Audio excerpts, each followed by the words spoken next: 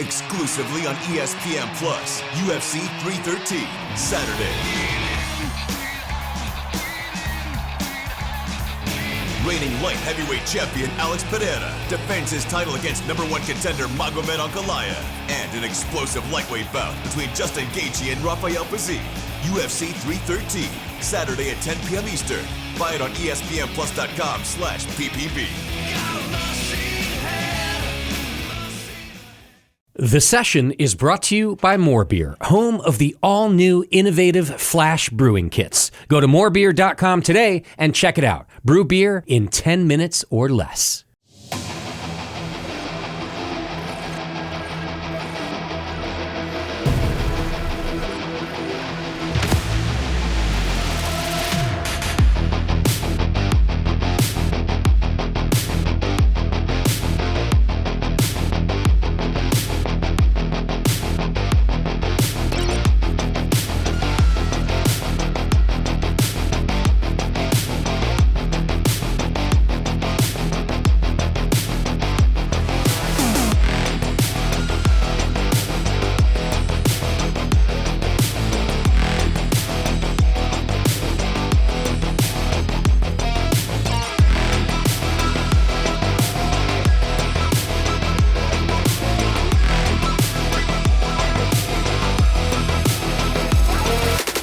Hello, everybody. I'm Justin Crosley, and today I'm live from Arizona Wilderness Brewing Company in Gilbert, Arizona.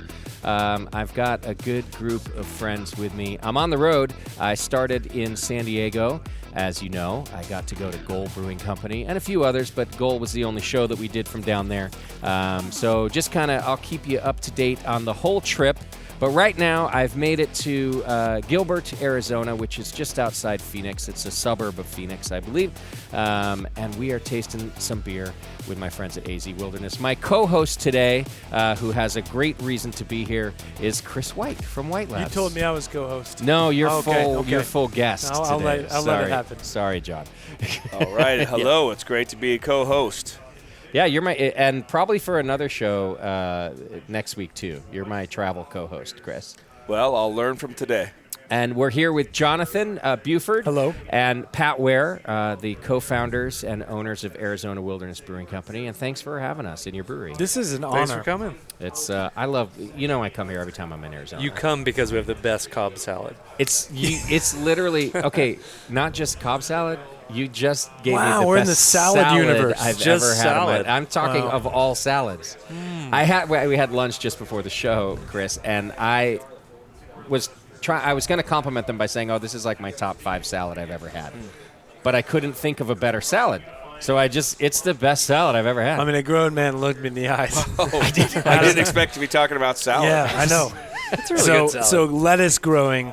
Let's go. Is that what's up here? It's all about the lettuce? Yeah, and I think that's the future of America's lettuce growing. We're going to talk about Move your over. concept here anyway, but in all seriousness, it's the way you guys approach food and being local. And we've talked about this on the show before, so we won't spend a ton of time on it. But you guys really care about local food. I can shorten this. I've talked about it so much, but yeah, there's beer can be so many things. It can be a catalyst for change. It can be a simple drink you have with your dad.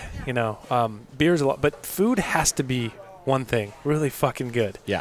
Now, don't get me wrong. There's plenty of breweries that fried food, but where are they? They generally are a dive bar or they're B-dubs, right? Buffalo Wild Wings. Like food has to be really good. And when you care about your beer, you walk in your kitchen like, what is that oil? Why aren't we going local there?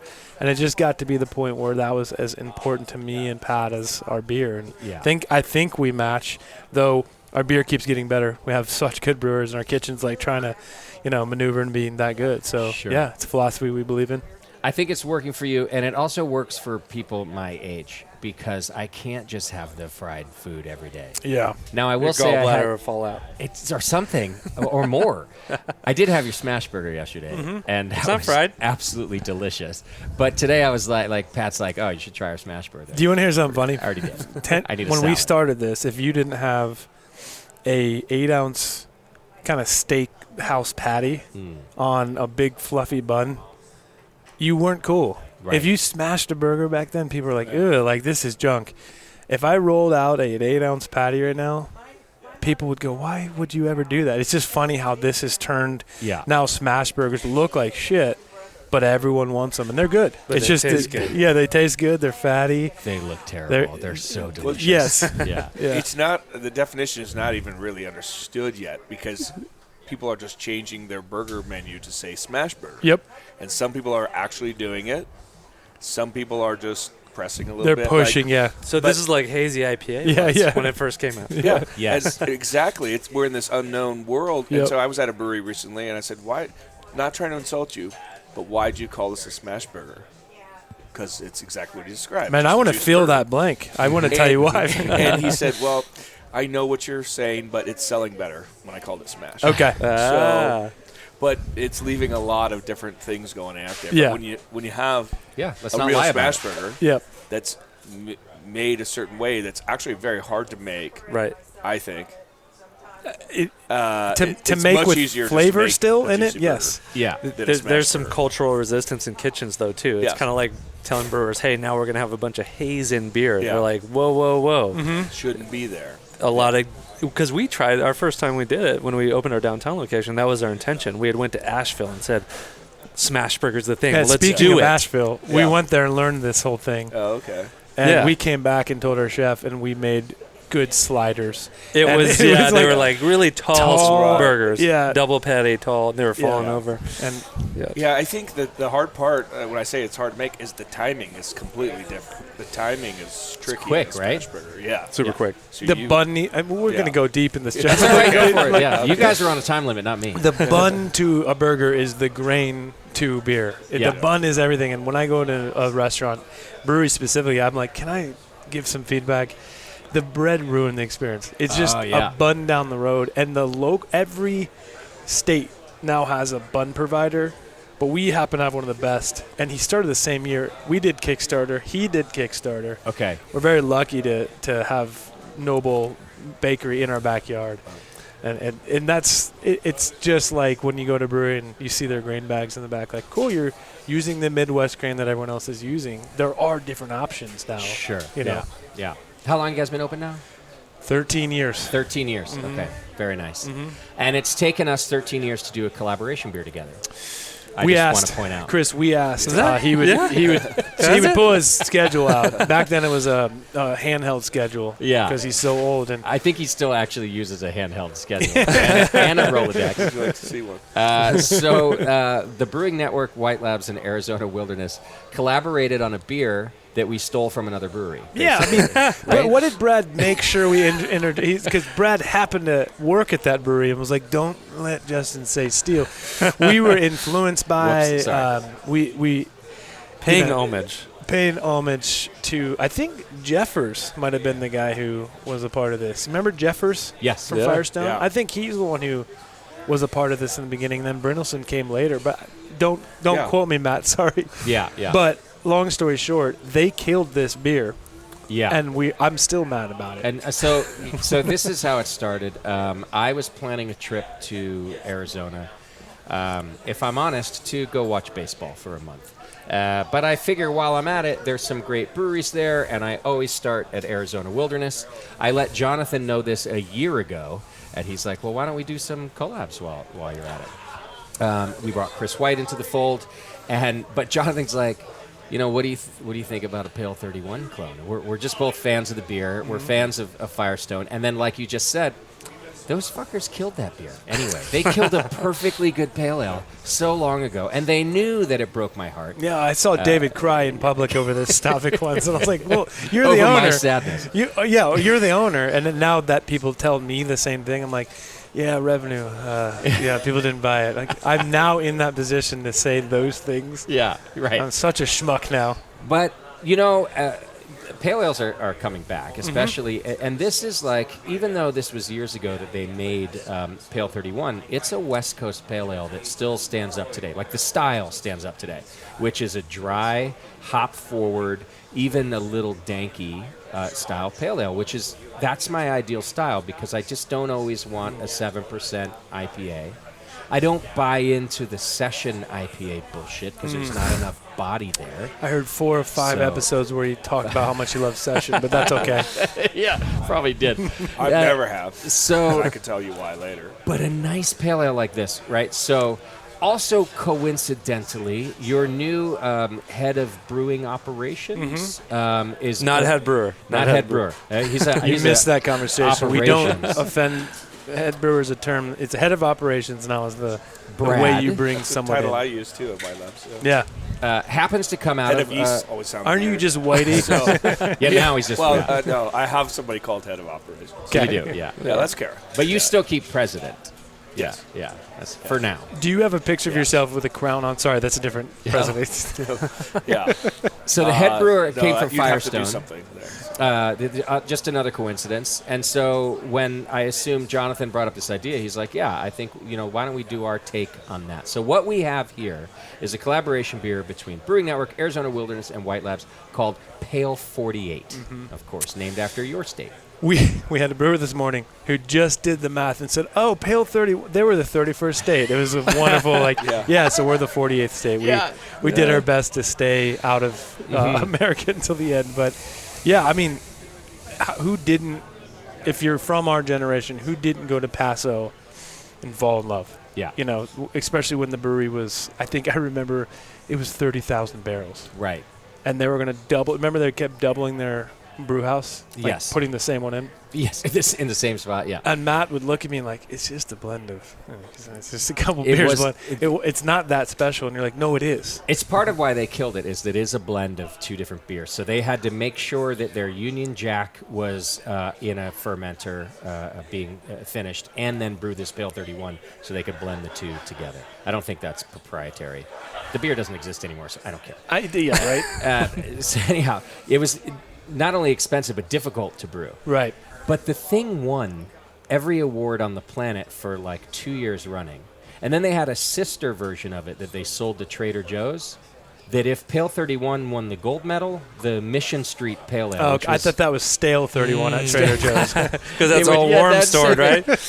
But the version they sent to to the competitions would win second place. That's good. And anyhow, just this incredible beer that just holds a place in our memory, right? Yeah. Yeah. So yes, I mean Firestone. I bring them up a lot because in teaching and things, because a lot of brewers want to be great. There's a lot of good brewers, a lot of good breweries. I mean, less great breweries, but there's only a handful of world class. Mm-hmm. yeah. And you can think of the few like world class. That means you're winning medals all the time. And everybody trusts Consistency. them to buy their beer. And Firestone is one of those breweries. Yeah. Oh, yeah. And that takes people to do it, not just equipment. So we're talking about equipment. Right. So, But they had both. and we all went and looked Yeah. at their equipment and then, their lab. I'll never forget those first times looking in and seeing a real, because you meet David and if he lets you into his world, he had like a tech background. yeah. He's not going to tell you about brewing. He's going to tell you about beer. And so I just loved visiting. Yeah. A great company culture that they Yeah, had. yes, Great. because it wasn't pound you with science and all the things that I thought he would be. It was, what's all this?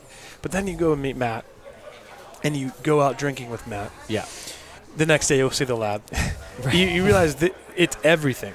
Firestone put everything out. So we just hadn't experienced that yet. It was always one thing. Yes. You hop well. You market well. You're able to get in the market and be. We have one here who sold to Anheuser who marketed well. But Okay. We just don't equipment well. yeah, That's our issue. We would come back and go, I'm not going to Firestone working on. anymore. That sucks Yeah. when you come back here. And then they add Barrel Works. And you're like, this really is not fair. Yeah. So back to why we're copying them. We just like Firestone. We That's do. why- And we like the beer. But now let's also be clear. This isn't just a Pale 31 No. clone, and I wouldn't call it a clone at all. It's just in this style. It's, in other words, like I already kind of said, it's a West Coast Pale Ale that's super dry and hopped up. And so I came here yesterday to taste it. I tasted off the tank. Your brewers were nice enough to let me do that. And I will say the aroma just immediately reminded me of Pale 31 because it's this hop-forward beer.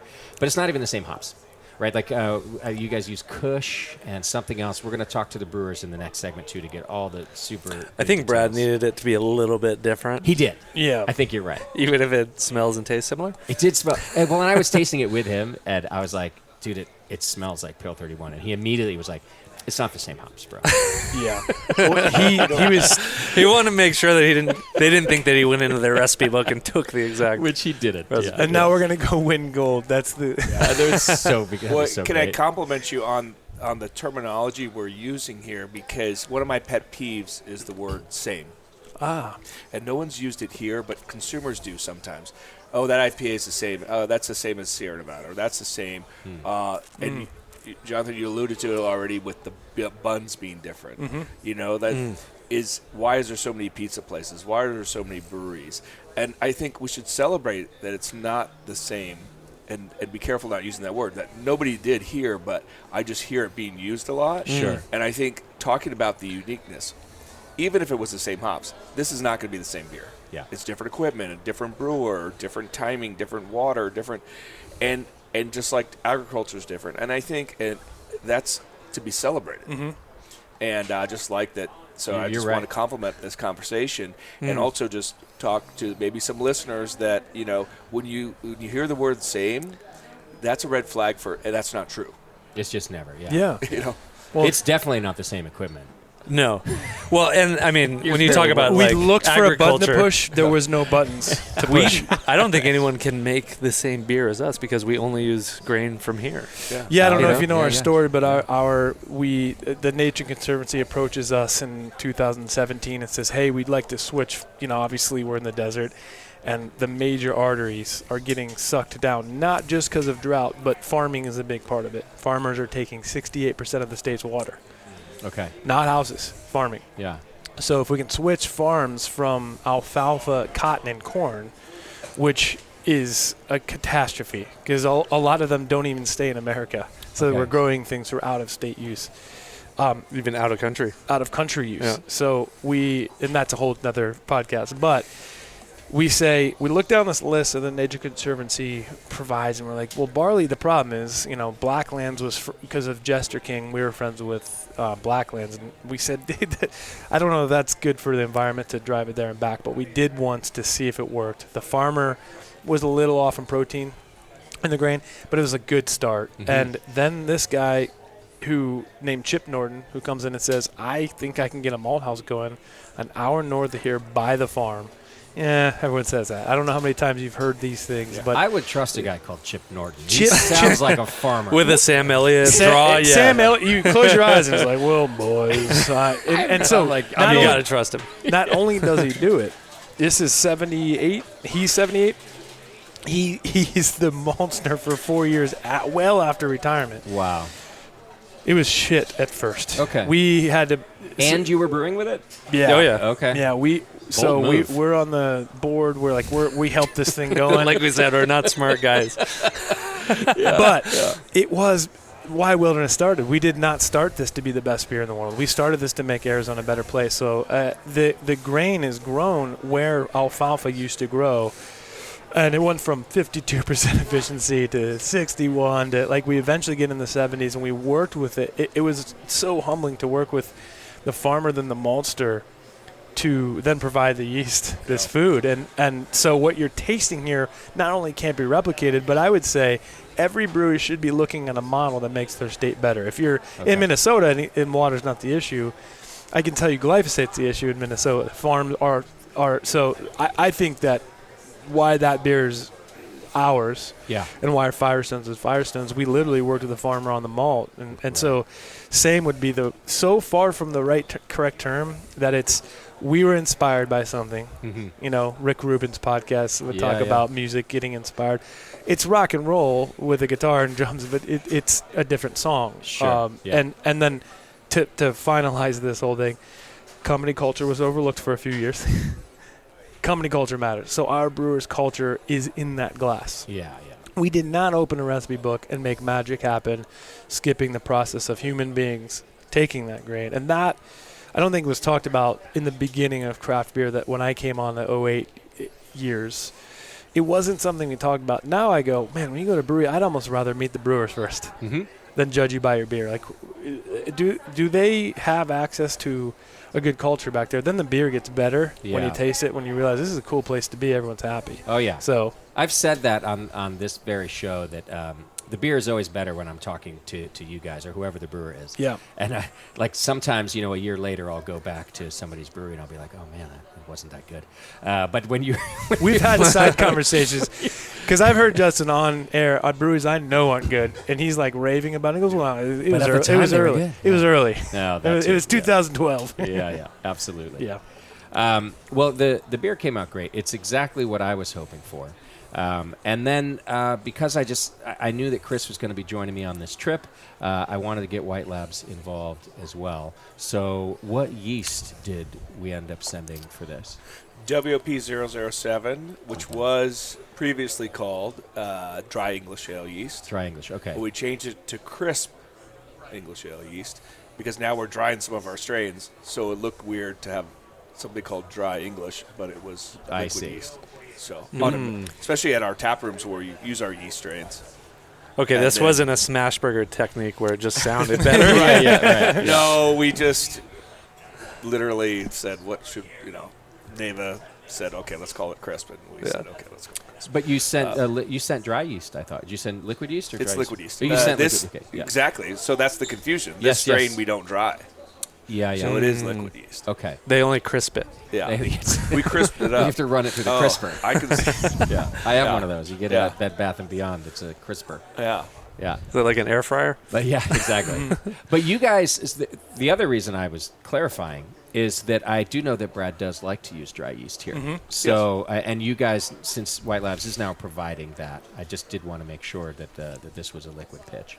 And now that White Labs is a sponsor of Wilderness Brewing Company, I think Yes. we've been using White Labs a lot more. There you go. Yeah. Brad, Well, we have, we make every day we make about 100 different yeast strains in liquid form, and we've chose 3 of those to make in dry form, and that okay. will grow over the years. But it's a much bigger scale of a process. So we have an ale lager, so California ale yeast, and the Munich lager yeast, and then we have a hazy yeast or London Fog, Okay. 066. Got So it. those are the 3, which covers a lot of people's bases right now, IPAs and lagers, but all sorts of other, it's weird NA you're not and- talking about Saison yeast. I thought Yeah. that'd be the top of the If list. this was years ago, Yeah. I It would mean, be, we went yeah. down that Saison road with probably a dozen different yeast Yeah. strains and blends. Everyone had Phil Markowski booked dog-eared, yes. Yeah. Yeah, but that's sort of turned into hazy, right? Mm-hmm. So from the consumer side and expanded it. And then maybe also restricted, I think, a little of growth for us. But So what do you think? So I would have expected Brad to choose Cal Ale on this beer, but he didn't. He wanted an English strain. Unfortunately, Brad's not here so I'm just gonna try to paraphrase my best because I did get to hang out and talk with him yesterday about it. But I'm curious what you think the difference is in this beer with his choice of an English strain over Cal Ale. yeah, California Ale 001 would be the most wild. I mean, it was our first strain in 1995. It's still our top selling strain. Yeah. Because it's versatility, yes, but it worked with hops so well when, can you imagine an industry before IPAs, White Labs in the 90s, it was all ambers, right? So Yeah. I grew up with craft beer that was not IPAs. That came later. But it turned out California Ale yeast was amazing with hops. And sure enough, breweries like Sierra Nevada showed that a long time ago at 39 IBUs in the 1980s and 90s. The sexiest 39, though. Yes. Yes. And that yeast really showcased hops well. And then became versatile. It's not as versatile as everybody thinks, and I think that's or says, in my opinion. But Okay. but anyway, it's still our top selling yeast. So it is dry. Hops come out well. So the English strains at the time, especially as we developed, collected and learn how to produce different English strains, they don't ferment as dry, and so there's more body, there's more esters. They were strains that tended to be top crops, so we had to teach them how to bottom crop. And so English ale yeast 002 is this massive bottom cropper that used to be a top cropper. Yeah. Okay. So people call it looking curdled when we were in our old homebrew vials in the fridges of homebrew stores. My wife just called it beer. She's like, that's what he makes. Curdled beer. It's all curdled. You should start a brewery. That's a great name. Wow, Curdled. she loves everything you do. And a lot of brewers wanted that ester kind of character, but they wanted something drier. So we actually did a pretty long selection out of English ale yeast 002 to create 007, not through any kind of laboratory GMO type of work, just plating and using and selecting and using and selecting and using, and found a genetically different variant of 002 that was more fermentable. That's what we were selecting back in the 90s to give a brewers that English ale yeast character with more dryness. And so that's what 007 is. And that's what I think Brad would say if he was here, because my comment to him was, I'm surprised that you chose English yeast. This beer is super dry. Right. And he was just kind of saying like, yeah, so we are getting like some enhanced esters, but to me, those are all just in the hops. Like it's not normal like yeast esters. They just fade into the hops. But it's super dry. And it would not be a pale insert state number here if it wasn't super dry. Right? That's my opinion. Well, okay, so the questions we had were in line with this. Like, you want to dry this out. You want it to be bright. And bright in a brewery like ours is a relative term because it is bright for us. That is bright. We take the Firestone and they don't let that It's out. brighter today than it was yesterday. I had it off the tank yesterday. Yeah. He was like, it's not that bright. I'm sorry. I was like, you poured it off the tank, bro. It's delicious. This is true flocculation. We're naturalists gravity. here, okay? That, I think this is what pub ales should be, where you come in a week later and yeast is actually flocking out. I love that. But Brad's a little more refined than John and I. We're Okay, a little rough fair. around But the edges. we should give a little no biofine or things like that. unless he decided to add on this one. No, I think he does. Yeah. So he goes biofine when you're showing up, but he doesn't when I'm Brad's showing thing up. when he came in is like, we got to make beer clear again. You know, like that was like his this. thing. So his Yeah. first beer that he made with us, we were like, oh, this guy should make a hazy. What should he do? And we came with a beer that was called West Clear on West Clear Creek. Okay. And so one we're of hitting the West. 90 wildernesses in the state is Got it. West Clear. So Yeah. And it's like this guy's, he wants to make a West Coast IPA. He Yep. wants to make some clear and beer. I'm excited because it's a wilderness beer. And Brad, normally what happens is it takes 4 times for a brewer on this brew house to really nail it in. Brad got it the first time, and it was bright.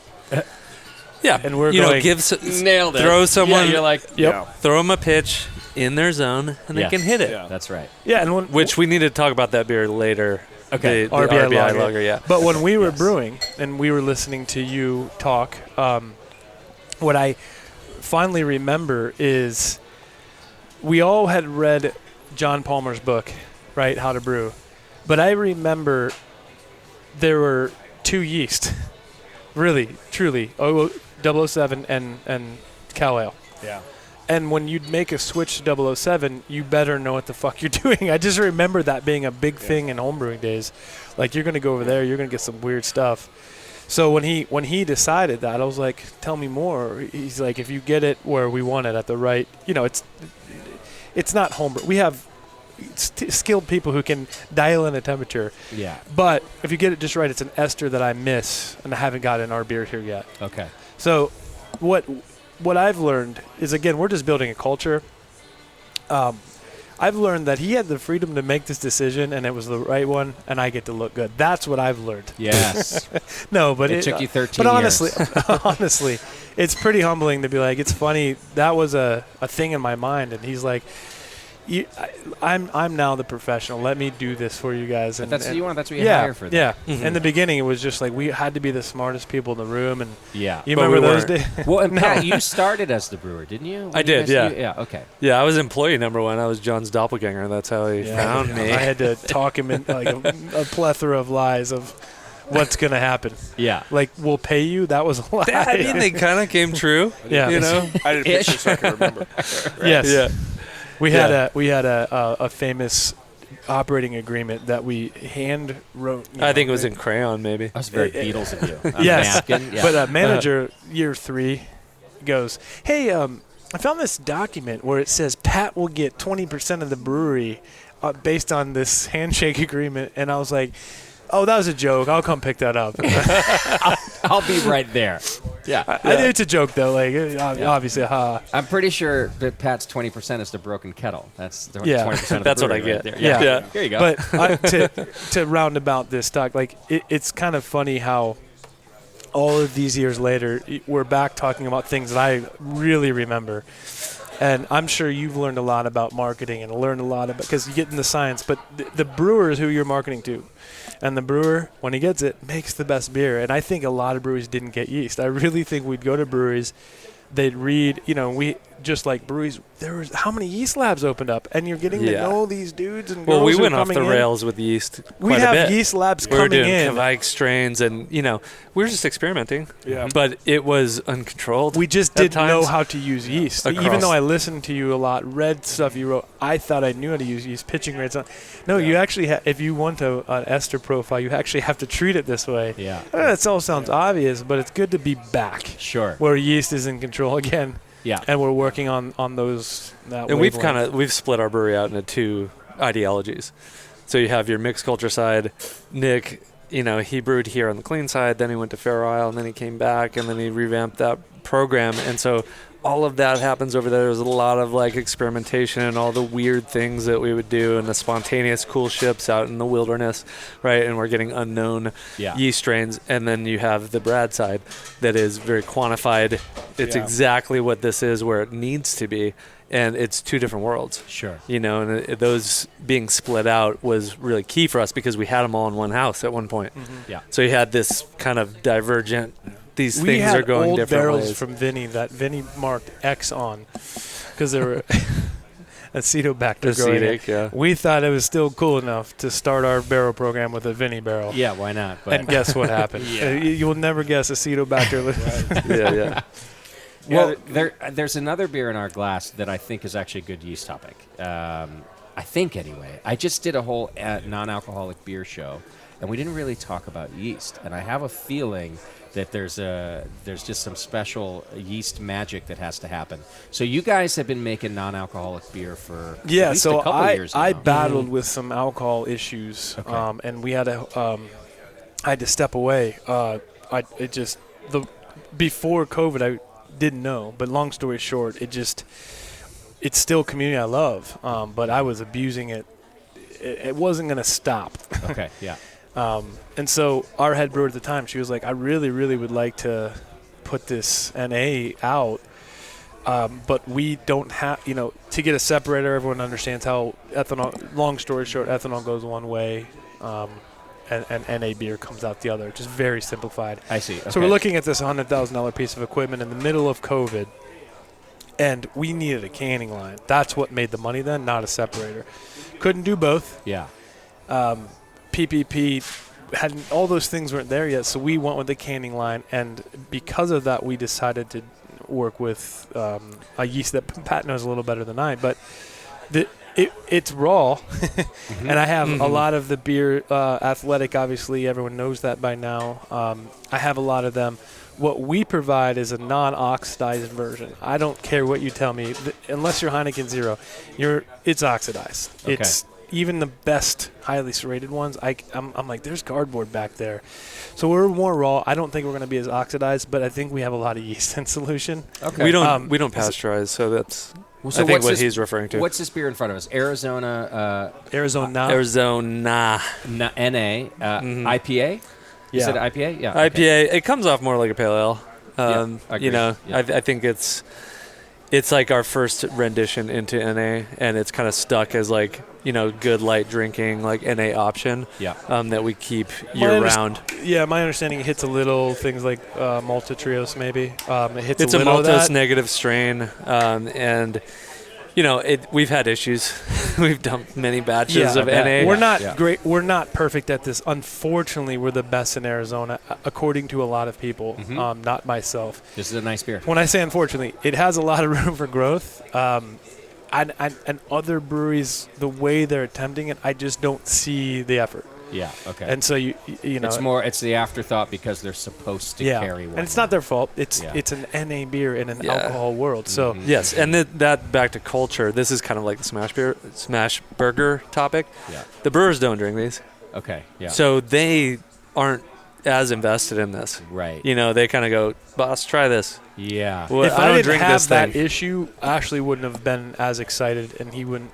Sure. But our lives needed Well, to change from and- the alcohol days. So the show that we did with Fieldwork just a couple weeks ago, which was our non-alcoholic beer show, the brewer is super. He's also a non-drinker and is heavily invested in the beer being good. Yeah. And it was the very first good NA beer I've ever drank in my life. So I think you're making a good point. Like the brewer not caring makes a difference. It makes a difference. Yeah. But you're right. Like it is what it is. You guys aren't even like shitting on anyone for that. You're just saying that's the reality that we live in. It's the reality. It's Yeah. it's a strange niche right now that everyone keeps saying 300% growth. It'll be 1% of our sales. Yeah. Yeah. No one's getting a bonus over this beer. Yeah, However, when you do it, I'd recommend not doing it if you're not going to try. And I know I agree I know with we think I'm being obvious here. No, go try an NA at most breweries, and you're like, okay, what did you do here? You know, and whatever the method was. Yeah. It wasn't with yeast, and I'm just a believer in making a raw product, Yeah. even an NA beer. I believe it should be living, and I don't think it should be a dead liquid in front of you personally. Right, it shouldn't be pasteurized. So since we have you here, Chris, this is the part I didn't get to really talk too much about on the NA show. Yes. And you even just mentioned, Pat, like, it's like a maltose negative yeast. I don't know what any of these things are. So can you give us like a brief synopsis of like what an NA yeast strain looks like?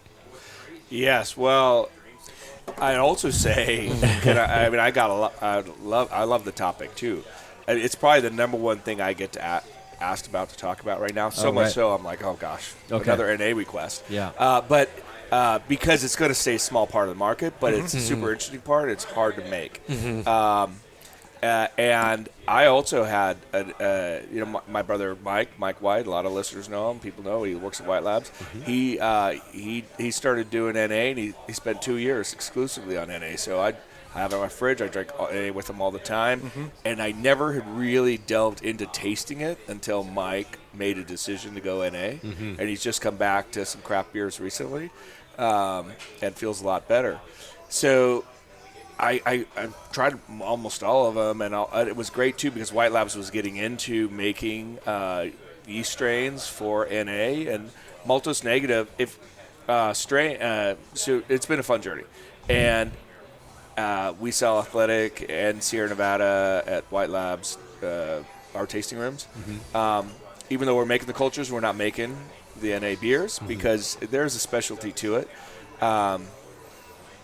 But maltose is 60% of the carbohydrates in a beer, ish. And so if you have a strain that cannot consume maltose, it's not going to make as much ethanol. You can't use that same strain on a cider because it's glucose, and that'll make ethanol. Okay. Right? And there's non-Saccharomyces options and things too, but maltose negative strains are really specific to beer makers. If you start at a low enough gravity, say you start at 6, 7, 8 Plato, and most of that carbohydrate is maltose, it can nibble on the other things, but you're not going to make much ethanol. Okay. So it's created a whole Is new that why world it of also NA. leaves behind that sort of what can be that wort flavor? Right. Because you're leaving a bunch of maltose behind? Exactly. So Okay. we have several different strains. NA All Day is the one we make most of the time because it has the best kind of flavor. But there's always been non-alcoholic beers, right? So this isn't a brand new category. Dad drank O'Doul's, right? Yeah. Right, yeah. but nobody's drinking O'Doul's right now because they were the big malty sweet thing. So you can make a big malty sweet thing that's sort of unfermented or remove some ethanol that tastes horrible. But I believe the NAs today are a whole new wave of NAs that are lower calorie, lower carb NA beers because they start at lower gravity. And you can do it through the biology. or you can do it through the mechanical side and remove the ethanol. But the most interesting ones, and I'm a yeast person, so I think so too, but are the biological, living. I love that word, concept, that you're still getting some fermentation flavors, but you're not boiling off under pressure either the ethanol. You're just creating less of it. And so it's creating this whole new younger consumer base, and younger consumers, that's why I'm tying to lower carb, lower. They're not going to drink the big multi-sweet thing. But I think that might provide an avenue for us for new things beyond NA. Okay. Yeah. So I was just asked to give a talk, a talk, and again, it's in South America, and it was NA, and I said, okay, here's my title, Beyond NA. Okay, yeah. I haven't wrote the talk. I have to leave next week. I haven't wrote the seminar yet, but I want to talk about NA, but I also want to talk about what it's going to go to be a bigger part of your portfolio. I'm listening. I'm excited about one. This is cool. Yeah. That perspective is great. I mean, living beer, in the non-mechanical way, it's really unique. And we did get ours tested, and we ended up with 60 calories, and I think it was 15 grams of carbs. Okay. And what's interesting is I've been, training for an ultra marathon and went out with these runners. Because marathons are boring, guys. Right. You gotta go further. Yeah. But going out to these training runs, that's what every single person asks me. How many calories, how many grams of carbs is in this? Right. So you have this market segment that's these are people that are interested in that. And then there's also the people who are like, I don't want an NA, just give me a beer. So you kind of have two different audiences. So as part of my interview process with Fieldwork during our NA show, I was doing a dry couple of months myself.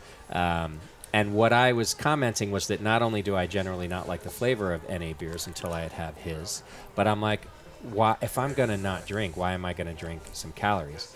So what Alex said to me, he was like, dude, you do realize that even if there's calories in this non-alcoholic beer, it's a fraction of what you've been drinking before you did your little dry experiment. Right. And I was like, oh, I guess I never thought of it that way. He's like, yeah, so don't worry. But I'm not a marathon running either, right? So I get that. But I'm saying, not. If you're you believe that, John? I know I look different. I saw you run here from here. Because there was beer. Okay. But anyhow, yes, if you're really counting calories, then I guess there's a difference. If you're cutting back on drinking or deciding to not drink beer, don't calorie count your NA beer. It's nothing, right? It's like a fraction. Yeah, it's probably half. Yeah. So or a third. I say the same with carbohydrates, right? Okay, like if you're going to drink a light beer or an NA beer, and that still has this many more carbs than this one. Well, it's so much less than the standard IPA. Yeah. So calories and carbs are in that same way. You can use the same conversation. They have different meanings to different people. Yeah. Carbohydrate is the only thing that really matters. I think should matter in the future. Calories should go away. But my opinion for a different show. just in the universe, they're gone. It's like the imperial system. It doesn't mean anything. Like, let's go metric. That's carbohydrates. The neighbor got the SNL skit. We're going to invent our own. How do you spell it? Nobody knows. Nobody knows. Yeah. Yeah. But why I'm so fascinated and why I think this is a perfect place to be in the craft beer industry is we're doing something that I think has to be done. We're mixing a little. You sounds like you're seeing a market. I'm sure you always have seen what the market is, but we're meeting with science, and we were riding a wave. I was talking about one of my dear friends, Jeff Bagby. Bagby might be the best brewer I've ever met. They had to step away because it wasn't one thing. Yeah. It was 20,000. And what we're all doing here is becoming these marketing-minded owners. How do you get Gen Z? And what would be nice is if it was beer that we went back to, whether it's NA. Yeah. You don't have to be an alcoholic in this industry. I've made that clear. I've given my own speeches on you don't have to take your shirt off running around Copenhagen. I was wrong. We got a lot fast and a rock and roll story, right? Whatever. But my point now is I think some of us are going so head into this, how to market. My head's spinning. It's almost like I'm reading what was John Palmer. Now I'm reading Seth Godin's marketing books going, I don't fucking know the human psychology. Yeah. But what I did know is when I sat at a pub in England and I remember that flavor, I can remember the the wooden stairs sound in the background. I can remember the aroma coming in. I was my analytical brain was past the gustatory response. That was beer. Yeah. So I think it's interesting. I hope other breweries listen to this and feel the same way. We do need this more. We got to get back to beer. Yeah. Whether it's NA or not or beyond, it's just I'm getting tired of talking about trying to go get fans who don't care about beer. Yeah. And you're like putting billboards up. He's beating your head against the wall. And this is a good alternative beverage, right? Just come in and drink something good. You keep from hearing us. these things like seltzers and THC drinks and these things, and it's like, oh, can we still do this agricultural product? Because I don't want to ferment dextrose sugar or make a seltzer with THC in it when I can still use this grain. Yeah. Right? We can still go have to a that. dispensary for those things. They're good at that. We're making beer. That's kind of our answer back. Like, we're not anti-THC but it's not what we do. A very famous brewery and brewer that we all know he heard me talking about alternative beverages on a show once and saying how I was going to bring seltzer into the Hop Grenade, and he wrote to me after that show and he said, I'm not against this stuff, but as a brewer, I feel like we're just sending people away to another market. Why am I going, as a brewer, why am I going to now perfect an alternative beverage, not including beer, so that I send people towards seltzer or send people towards cider or send, he was like, in other words, I think he would rather make a non-alcoholic beer because you're not sending customers away. And I think that's part of the point that you're making. Like, right. We just made What do you feel about that? Sorry when you got that feedback, did you... He's a person who's very hard to argue with, but I immediately saw his point. But I think he, as I, also see in some places you don't have a choice. It's offer something else or die, right? But for him as a popular brewer, he wasn't about to contribute to this trend away from beer. Yeah. But he has the luxury of doing that because people are still seeking out his beer. So I think he understands that not everybody has the luxury he does. He just wanted to give me his 2 cents. Well, I wasn't mad at me for bringing the in seltzer. old sage to speak. I beg for them to speak now. Yes, please, old sage, wise Vinnies of the world, right? Please say something. We need you. I do believe that's why I'm saying beyond NA, because getting something that is beer that we could put a TTB label on, and make easier. But what we've learned from NA is going to find something the consumer wants, because I was just in Ohio at their craft brewers conference, and Ohio, middle-ish of the country, that could be debated. Great breweries. Half the talks were about Delta 9, THC, not about even making good beer, quality beer. That's gone, but it's a marketing or that. And one of the best breweries there, Fatheads, we know them. We've been there together. So we have a peanut butter burger because of Matt's brewery. Great brewery, one of my favorites. And he was saying, like, no one cares that we're making these great beers right now. It's like, where's your Delta 9? Where's your thing? And I think the old school folks are kind of saying that for the moment, not making fun, not being but finding something that is a beer that the consumers will recognize all we do. Because something else I think is fascinating that I don't know if you guys have seen it. NA we've been talking about. NA, people know it's NA. People tell me, I had this THC beer, Delta 9 beer, whatever. I said, okay, well, that was NA. And they say, oh, no, it wasn't. They don't even know it was NA. Right. Because it's not being marketed that way. It's almost being fooled a little bit if you think about it. Yeah. It's like, well, that was NA. They know that's NA. They don't know that's NA because it's forward with THC the marketing or the marketing. And probably not on purpose. It's just how it's being perceived by the consumer. Yeah. So eventually they're going to realize it's NA. Yeah. And want something that's beer. That interesting. So we're subliminally, are we talking about an NA with THC in it, or so they're calling that the THC beer? Yeah, they're just calling it beer. When I talk to even brewers or consumers, I'm like, and they're like, I want to do that. Like, but it's a seltzer, right? Or no? There's seltzers, there's beers, but they're NA with because you can't have alcohol with it, right? Exactly. Yeah. Okay. But NA is they're just seeing the label and it they're says not beer. knowing. So we're training a something I just young noticed. group That's all. to like this beer. They don't know that. They don't know. Yeah, almost they don't know. Put that a it's camel beer. on the label. Sorry, But at least cigarette. that's the only weird thing going on in the world right now. It's fine. At least there's you no know, other it's- confusion. Yeah, right. Yeah. Well, You know, I mean, we're just delving into the details here. So Yeah, but you've always struck me as you understand a breadth of breweries. Yeah. Because they're buying, and you have to understand them. Mm-hmm. What was NA 5 years ago?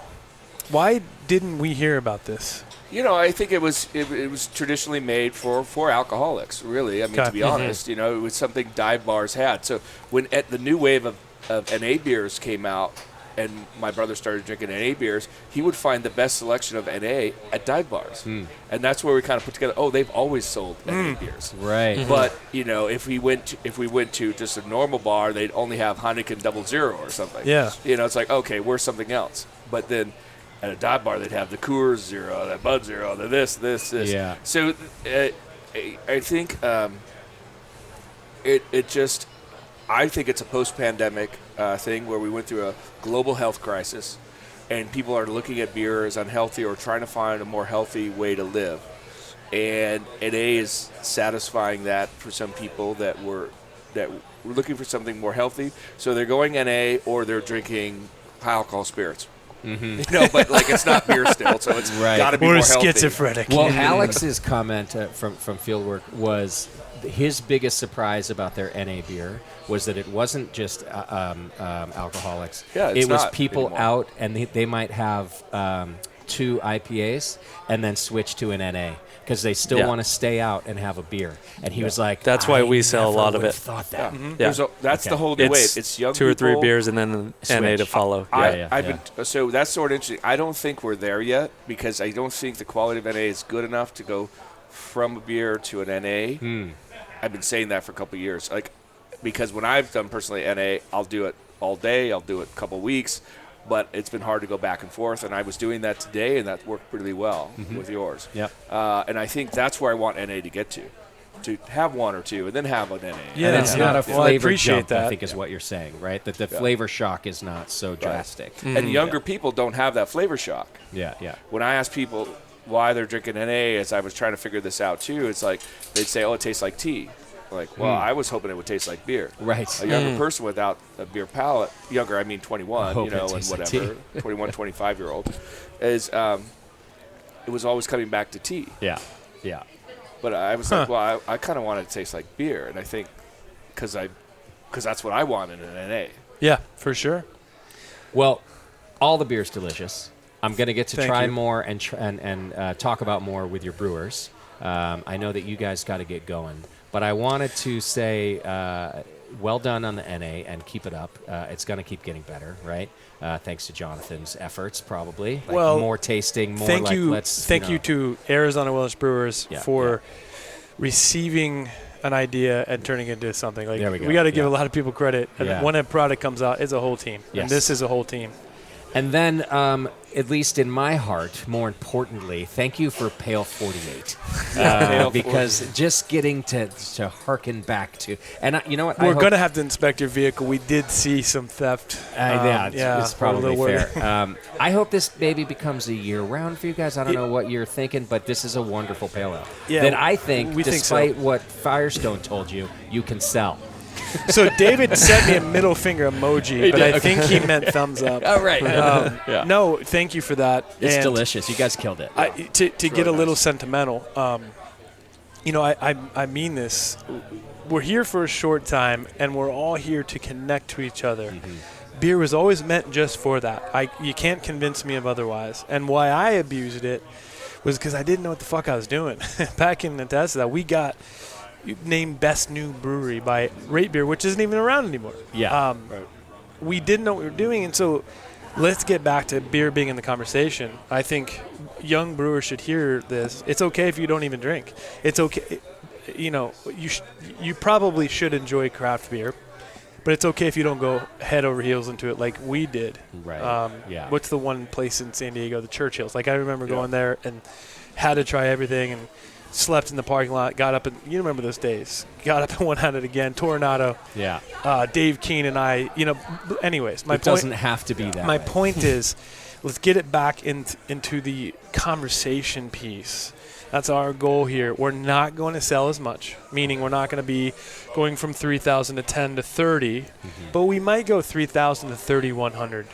Yeah. Yeah. And that's, I think we're in a healthy environment when people see that. And I think this guy's got to come back into the, like I'm sure you've been talking a lot, but I love hearing Chris because the science is why I was in it. Yeah. John Palmer's book was it was it. And so I'm glad we can influence some young brewers to remember, be yourself, be authentic, but it's a piece of conversation art. It's not something meant for abuse. It's not something you're supposed to have 75 of in a week. Right. Yeah. It never was, and it's been around. And if you do have 75, make sure it's good. And I think we're going to need to get people back to the brewery. Yeah. Like San Diego, you mentioned Churchill's. I used to tell people when they say, I want to go to San Diego, you got great breweries. I'm like, or great beers. I'm like, well, you have to go to a brewery because you can't find San Diego beers in bars.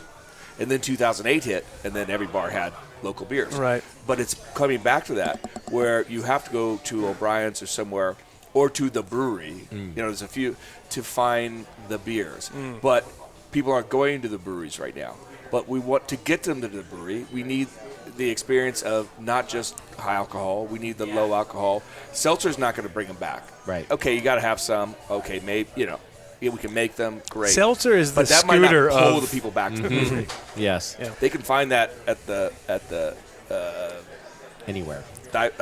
bar. Well, we need hospitality as well. Yeah. Yeah. I think that is a growth element for the industry as well. It's like you don't just have a warehouse and some pallets and be like, go sit over there. It's like you got to bring in some hospitality. That used to work. Setting the Table by Danny Meyer should be read by every brewery owner. Brilliant. Yeah. It's not far from John Palmer How to Brew. If you want to have people come in and be happy, you can't just treat your yeast well. These people all here need to come back. The secret is you didn't have to try 10 years ago.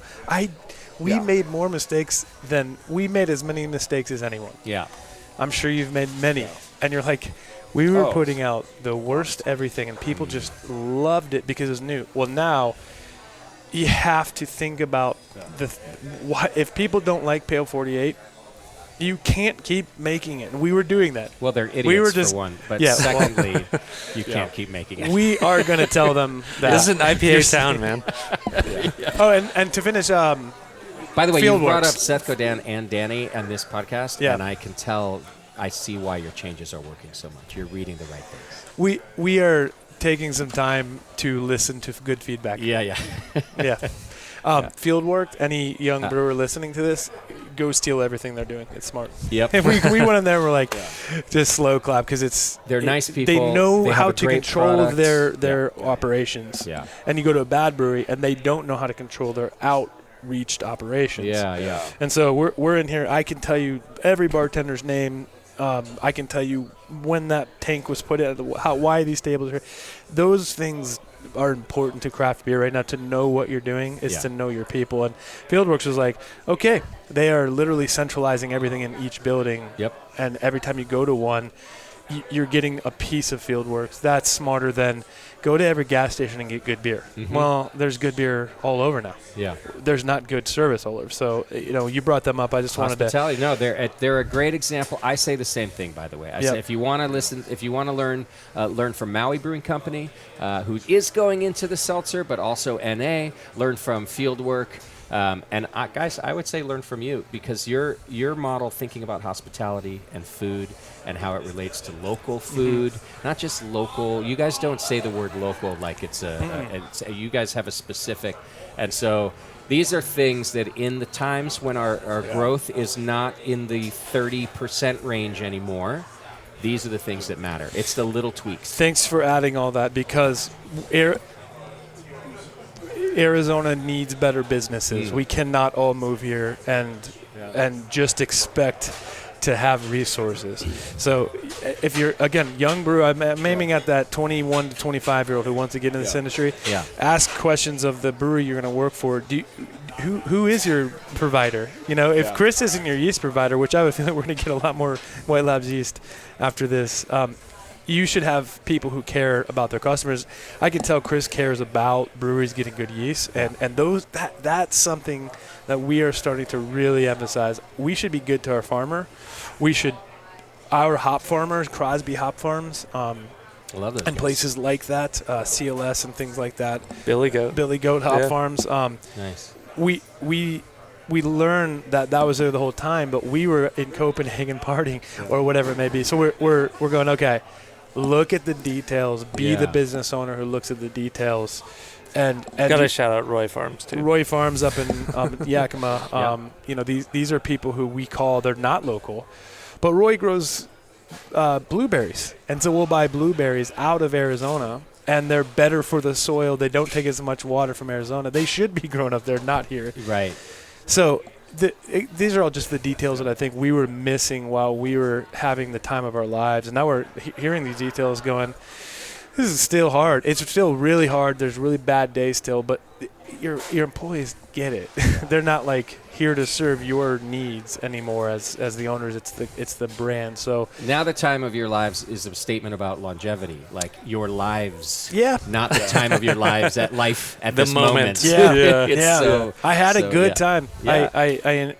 I remember some of it too. There's a lot to learn from the old timers, okay? Yeah. Because when I was that 25-year-old, I still have all these stories I talk about. I learned from the old timers, and that was the big brewers, in how they handled yeast.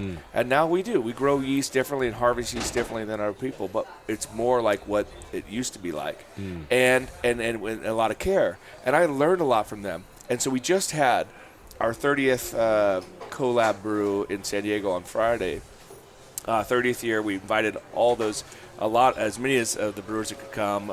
You would have loved this, John. From This I was- would've. the 90s. And it felt like the best thing we'd done in 30 years. Wow. Having that group. And it was... it was the founders of Ballast yeah. and the founders of yeah. Ale Smith. Ale Smith. Peter and, Zine, Pizza Or he- Port. No, the original. when he was working on the canning line. Yeah. And so it was, I'm sorry, Some I people just couldn't want make to it, but double yeah. down on what you're Yeah. saying. It was this really cool thing to see the originals of craft beer hanging out at White Labs. Brewing, I'll give you one guess what style these OGs of OGs chose to brew. If it's an amber, I'm going to laugh my It's ass a off. fucking amber. Had to be. With some things we've learned. And with Woody some had experimental 9 hops. in 1 hour. It was like, we're back! Yeah, and 13.5 Plato, and Do you think monsters ever are like, oh, got it, fire up the amber kiln again, Yeah, the right, Karistan, like, here we go. Bring the dust. Ambers Yeah. back. caramel malts. We're making the and- shirt, man. We're going to make the shirt. To speak of the great Tasty McDole, I'll never forget hearing him speak about crystal malts, and he would always say, use it sparingly, but put them in there. Don't take them out. Yeah. Put them in there. And we had a double IPA that had, I don't know, 1.01% of a 120. Yeah. And I told Tasty this, GABF in 13, maybe 12. Yeah. He just looked at me and goes, keep doing that. I love that you're using other malts because Yeah. and it's getting those stories is we are missing that. Yeah, because I didn't learn from a lot of younger people. I learned from the older people. Right. And we actually had a young brewer from San Diego that happened to be there at this collab, and afterwards he came to me and said, Chris, everybody needs to see these videos or whatever you have of this thing. This was so inspirational to me to talk to these people and hear their stories. And then it looks like a Grateful Dead concert. right. Yeah, it did. Yeah. It's We'll come out to the next one. Yeah. We're going to go. So here's what we're doing tonight. You can do new age, old school. It's going to be like our era of brewers. Yeah. Here's what we're doing tonight. This is exciting. So we have a Tap and Bottle is one of those great OG Arizona spots that was buying our beer since day one. We're going down to do a meet the we haven't. When's the last time this has happened? Yeah. Meet the owner kind of night, and it's just Friendship special. bracelets. Yeah, we're making friendship bracelets, but it's special. I think this. I'm sensing this vibe is coming this might be the next big thing, is not just silly nostalgia beers based on Nintendo games and we never told the RBI Lager story. Oh man, Oh, that's No, okay. I I'm broke here my for a month. You guys want to do another show? Yeah, I let's think we do got this. let's do one. We'll I do it as broke a cool my shit. finger because I had to move a trash can and a baseball bat was going to hit, and I Got hit by a baseball bat. yeah, and I'm a guitar player. Oh no. I think I'm Greg Cook. I'm a guitar Yeah, player, you do, and anyways, I can see that the next generation is going to be excited to reconnect. Yeah, we're and, hoping and, so. you know, good. Yeah. I'm here for it because I don't know how to do marketing like I should, and I am not going to go turn this place into a $100 million empire. It's just not what Pat and I can do. But I can hang out with Steve Dressler. Well, you can't Yeah. you can't use local like we do and do that, man. No. It doesn't go to a $100 million empire, and it shouldn't. No. You know, it should grow with the farmers. It should grow with Noble Bread. You know, But that's what you guys set out to do, too. And don't keep up with the Joneses just because they're making a $100 million brewery. Or $100 what would we million. do with $100 million? I mean, we go roll around in the How dirt, much does cocaine backpacking, cost like per it ounce? doesn't- Yeah. Yeah. I mean, How have you put together using local with also catering to the vast tourist all right. group here? Is that too much of a question for No, you? no. Let me get my Bible out. You have 4 minutes. Go. So Yeah. when I moved here, I moved from Ohio. You brought up Ohio, and I know a lot of those breweries you're talking about. I moved here in 2002, and this was the fastest growing county, city. Gilbert was actually the fastest growing. Phoenix was number 2. Mesa, like it what for 20 years, it doubled in population. I can relate a lot to the consumer who comes here from out of state. And I got to the state line, Gallup, New Mexico, and I'm like, yeah, this is about what I thought. Bunch of red rocks and Native American, flags and things like that. I get it. Get to Flagstaff. It's a monsoon. Turns out Flagstaff's the top 5 snowy cities in America. It'll average 200 inches a year. Wow. Monsoon season, it can get 30 inches of rain. And so I'm like, what the hell's going on? And then I drive down from 9,000 feet down to here in the desert where it's 114. I had no AC. And that first trip, I relate to the consumer so much. It's a misunderstood land, but it also has 90 wilderness areas, meaning it has 90 parcels of land that we have designated as the special do not Protected touch. wilderness. Protect. So yeah. I think what we are trying to do, what the whole company's trying to do, is showcase that Arizona and every brewery should consider their local. You should have a flag in the ground. What Vinny, and I always bring up, whoever doesn't know Vinny Chilurzo owns Russian River with his wife Natalie. And what he did was he planted a brewer's flag not only in Russian River Valley but in California. Yeah. I think brewers should do that. So we're with the local side of it. We're trying to showcase that Arizona isn't a bunch of ignorant culture sun seekers, no culture sun seekers, boomers who are just playing golf. You're not a boomer playing golf, which Whitey and I are about to go do. Yeah. Yes, no, Yeah. and please do. But we're trying to showcase something that I believe brewers are missing. Is this state has so many elements to it, and if you're in Phoenix or you're in Gilbert or you're in San Diego, please represent your area. Yeah. Don't try to change, the course of history with your beer. When I go to San Diego, I'm trying to, it's Stone. That's an easy one, right? What I learned was Escondido is far from San Diego, but it has culture. In a building, if I remember, Stone never had their name on it. And More Beer wasn't far down the road. I remember getting a tippy dump system. And I learned that I learned a lot about San Diego from going to these places. I learned where the best surf spots were, or I learned where the best farms were. We want you to come here and learn those things about our state, how we treat our farmers in the state. You think there's no farms. The number 1 lettuce supplier in the country, Arizona. Wow. We're second in things like strawberries, and we have a lot. But those are also high glyphosate issues. Those are GMO issues. So we want to be a center. We're more focused on things like Tipperary beans, right? These are drought-tolerant beans. resistant. We want to be a crops. center for that, but we know you're not going to come in and have a beer and know it all. But so we back want to you your question, we rely on people to word of mouth exchange that information, because you want to be a beacon within the community of the people that know these things, who are looking through your menu and understanding what is open farms and regenerative, organic, Sonoran white wheat. Yeah. They're sharing that information with someone. And then when people come in town, what's their first question? How can I get something that tastes local that I can't get where I get? And they need to get that information usually from someone who knows, right? They come visit their friend, and they're going to say, that's the spot. That's the local spot. So we just put that beacon out as much as we possibly can. Yeah, and it's a long-term thing, guys. Like, this is not, again, I joke around about billboards because we hired a marketing consultant.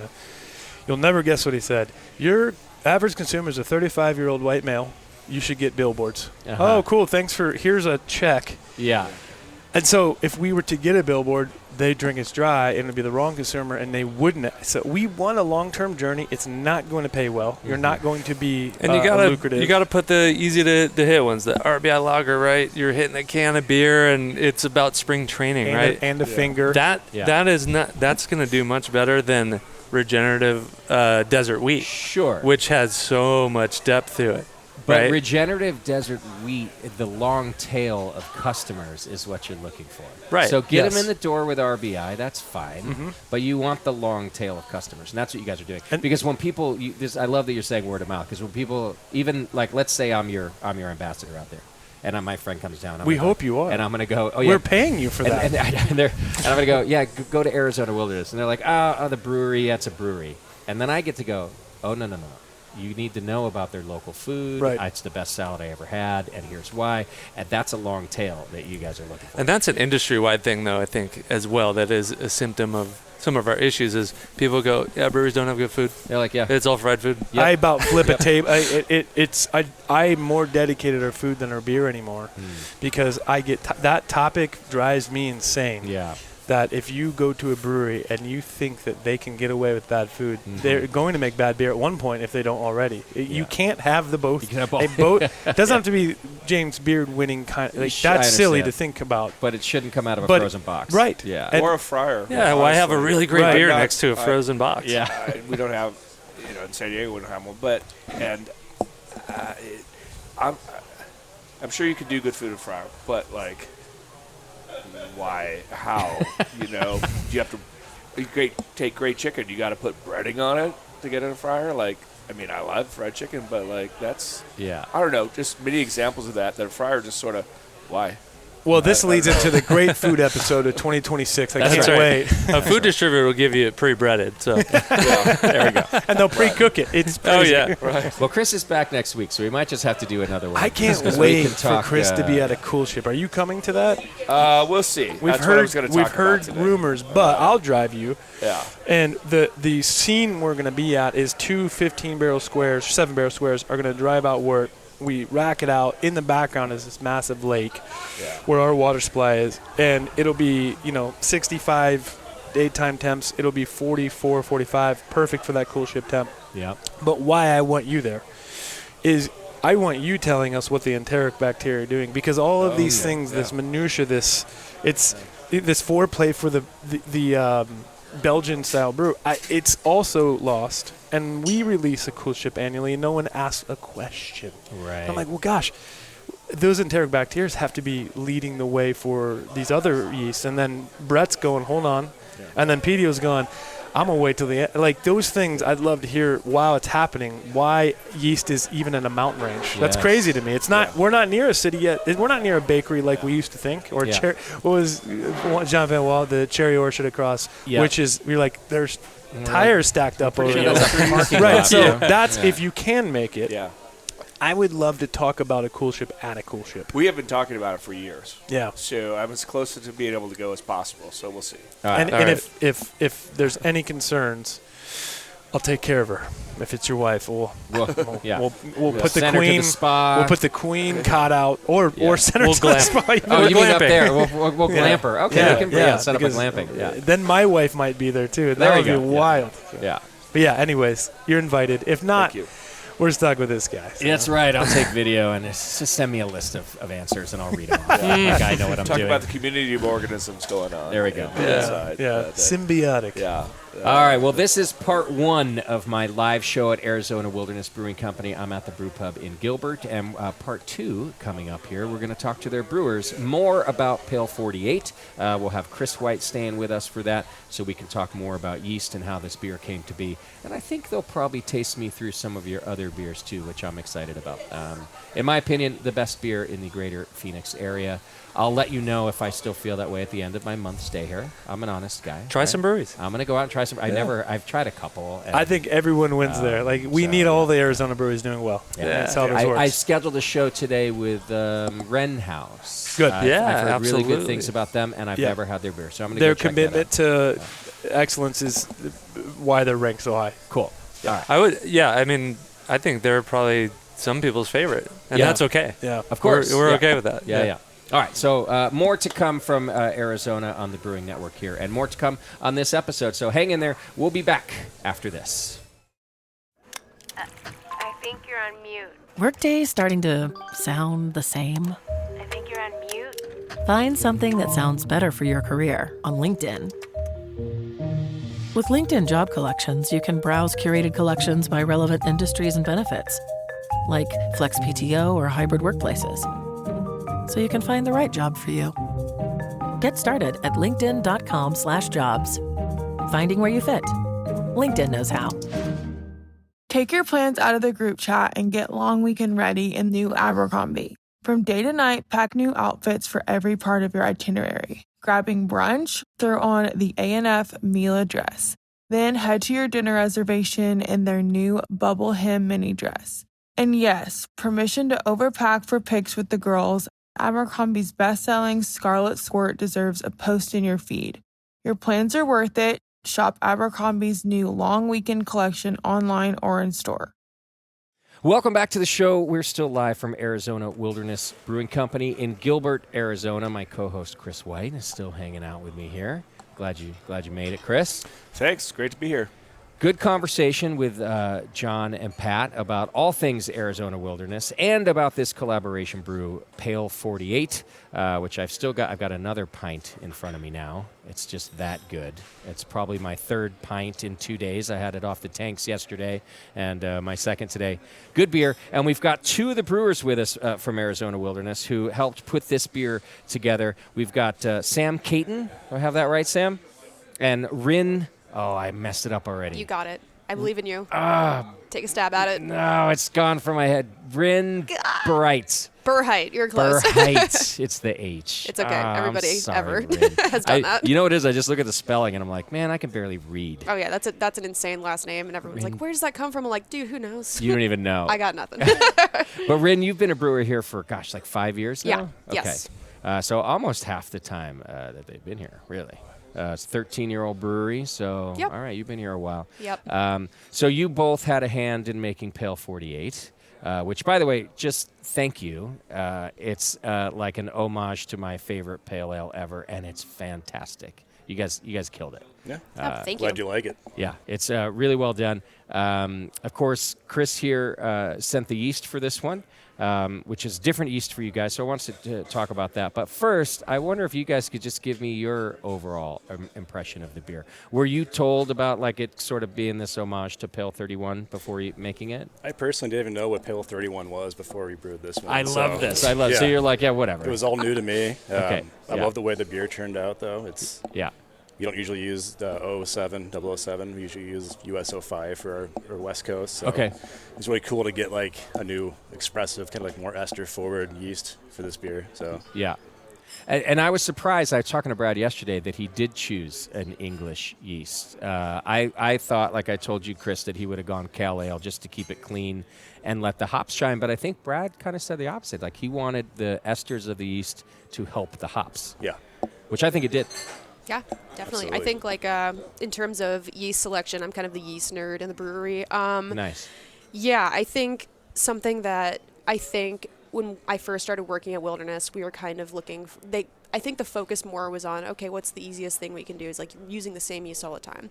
but a lot of people, if you aren't really thinking about it too much and you don't really see yeast as the ingredient that it is, they kind of, you're thinking about like malt and hops, but what people sometimes don't really realize is that yeast really accentuates everything. It brings so much out in hops that you like don't even think about. So, and then as my time here has kind of like moved on a little bit, we started trying to like branch out, try different yeast strains, trying to, do more true to style beers, and yeast is a huge part of that. Totally. I'm glad that you're bringing this up, because in this particular beer, you guys are also using a very new school hop. Used to be known as just 586. A local brewery to me, Faction, has a pale 586, one of my favorite pale ales also. Now it's called Kush, right? Is that the name of this? Crush. Yep. Crush. Yeah. That's I okay. thought it was Kush too. Yeah, I thought it was Kush. Crush. I think you're right. It's Crush. Yeah. But this is a good point, that if you pick a yeast that's going to bring out more hops like that, especially in a new school hop, which might be counterintuitive, right? You might just go, oh, no, the point of a new school hop is that they stand alone. But a yeast will help bring it out. And right away in the aroma, I think you can tell that in this beer. Yeah, I mean, yeast and hops, for 30 years we've been talking about how they work together, but we don't sound weird anymore because people know that. Especially as more hops have come out and more ways of using hops and hazy beers and thiols and everything. Oh, yeah, thiolized strains for sure. So it's but back in the day, I would talk about California ale yeast and English ale yeast and 007 and things, and what the differences they would do with hops. But now that's a part of a normal conversation, and that's been awesome to see. And is it fair to say that like a Cal Ale just likes to kind of leave hops alone? Yeah, at least compared to 07? Yes. Okay. Yes. And and then that's one reason it's still our top selling strain. As we were talking about in the session earlier, is that not only was it the first strain, it's still the top selling because, yes, it's versatility, but it also worked so well with hops. As hops got expensive, there was a time when hops were inexpensive. Right. When the hops got expensive, people realized that they could use California ale yeast and get more bitterness and hop flavor. I see. Out of, using less hops by switching to that strain. Okay. So that was a thing from earlier days, but hops are just always expensive now, so no one really thinks about that. But there was a big price increase at one point as craft brewers were demanding, more different kinds of hops. And Rin, you guys used a lot of dry yeast in the brew house, but this one was liquid, right? Yeah, so we do use one liquid pitch from Omega yeast, but generally speaking, we get most of our dry pitches from Safe Labs. That sound right? Yeah? No? Okay, you're giving me eyeballs right now. Who knows? How did you feel about the difference between liquid and dry? Do you notice any? I didn't really. Let's see.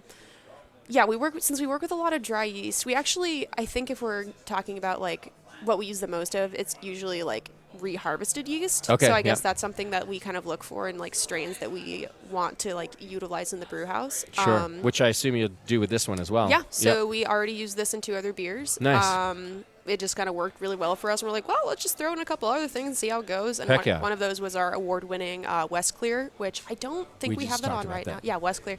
Super good. That's like one of the... Might be tapping tomorrow. Might be tapping tomorrow. Yep. There you go. But yeah, Brad came in and he started working, I think, 1.5 years ago or something. But that was like his big recipe. And he's like, this is like my passion project. And it just totally like...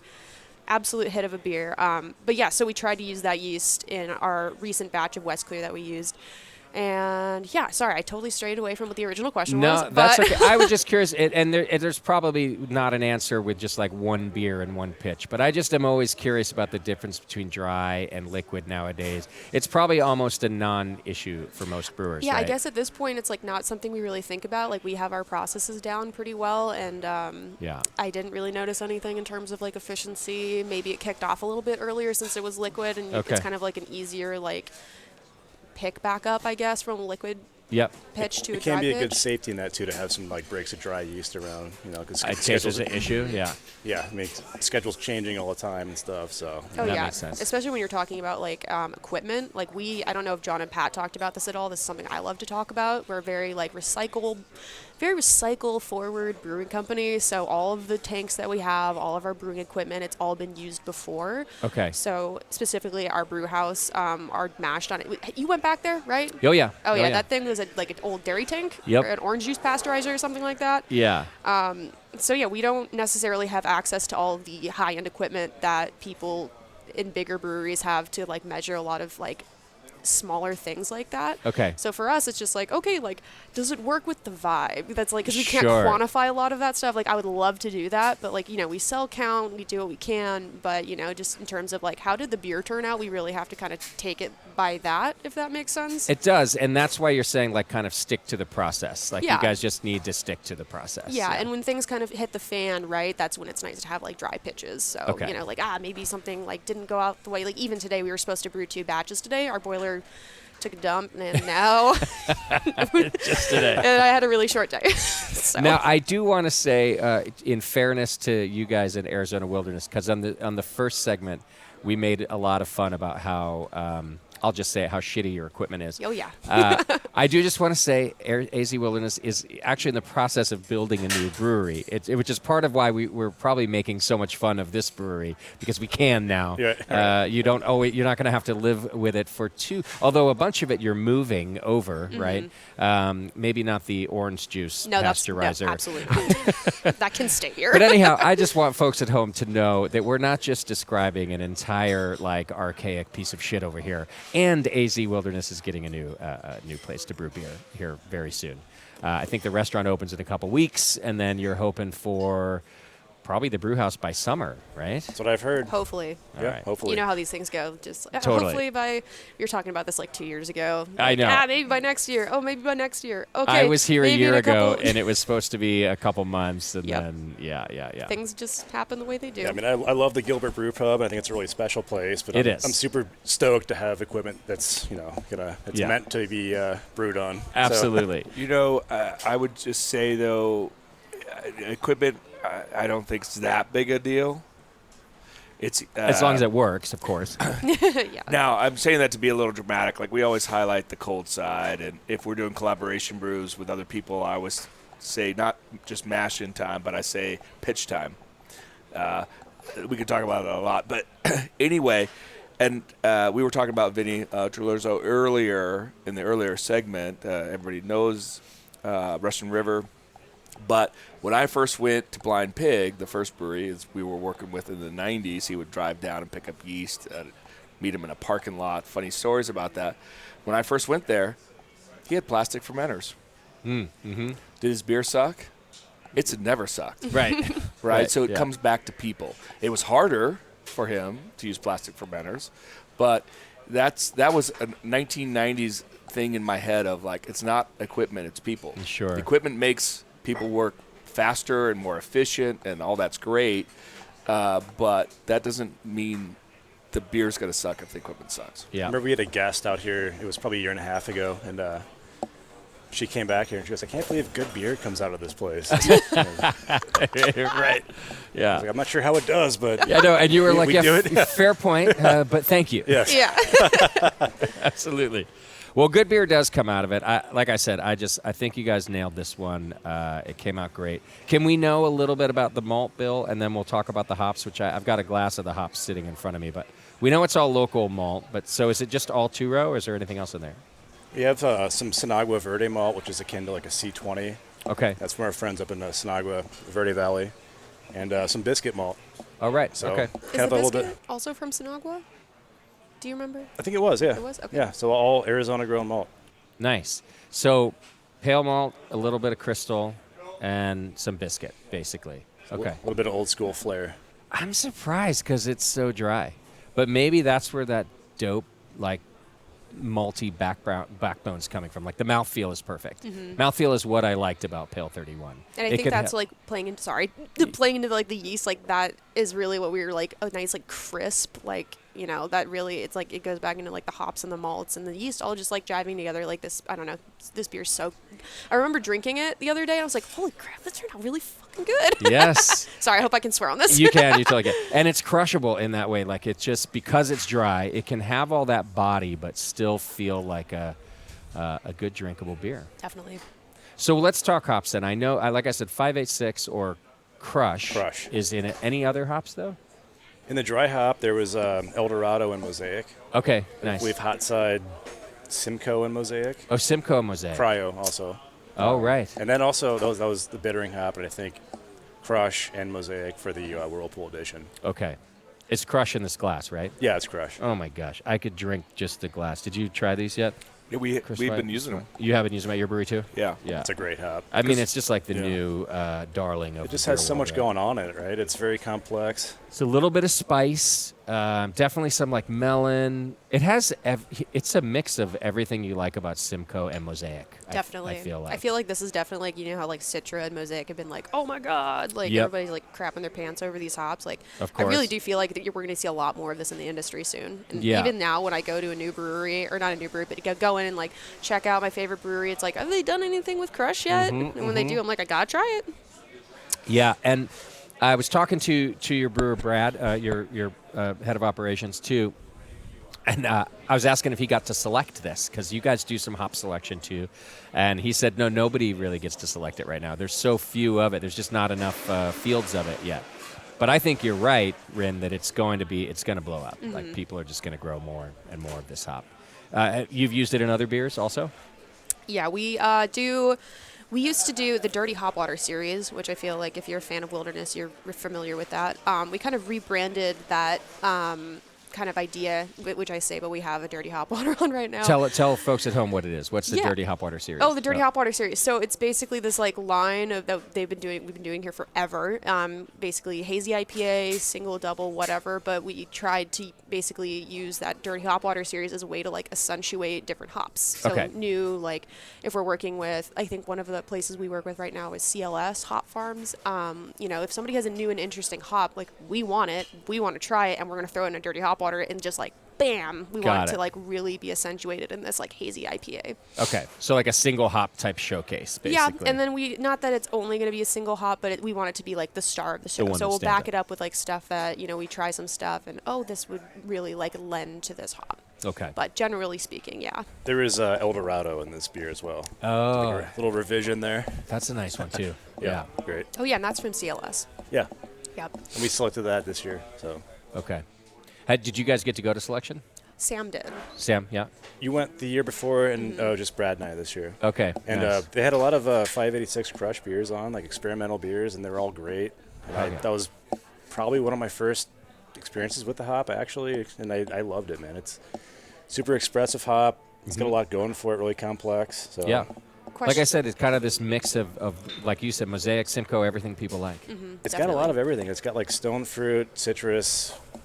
It's kind of like takes over, in my opinion. A lot of like the what you're getting from the beer, but Sure. like I love it. It's like almost like hop candy for me. So. It is hot candy. Yeah, I never asked you guys this when you guys got back. Did you guys ask anything about the yield? Like, how is it like a high yielder, low water usage? I feel like that's like a big conversation on the It back is, end. and I don't know if you found out information about that, but I don't know. But stuff usually doesn't get a name if it doesn't have at least some of those qualities. Sure. Because it means they're not going to keep investing in it. Yeah, So, but this definitely. is just me speculating based on what I know about other hops. It costs so much just to get to where 586 is in a glass, even without a name, that it has to have those to get further. You are saying exactly what the hop farmers are saying right now. Okay. They are saying there's so many hops that are coming through that taste great, that are doing all these good things, but if it doesn't have a high yield and low water usage, they are not going to plant it. Right. They just will not do it. Yeah, So, yeah. Yeah. And of course, and maybe this happens before it even gets to our testing at all. It has to be pest resistant and all of that. But Yeah, that was definitely like Yeah. when back last year when I was there, it's like every single hop farm that we went through, I was like, okay, like how's it holding up to the weather? Like we're in a different climate now, like things are changing rapidly. Like how is like it was like an interesting conversation to have with the farmers, like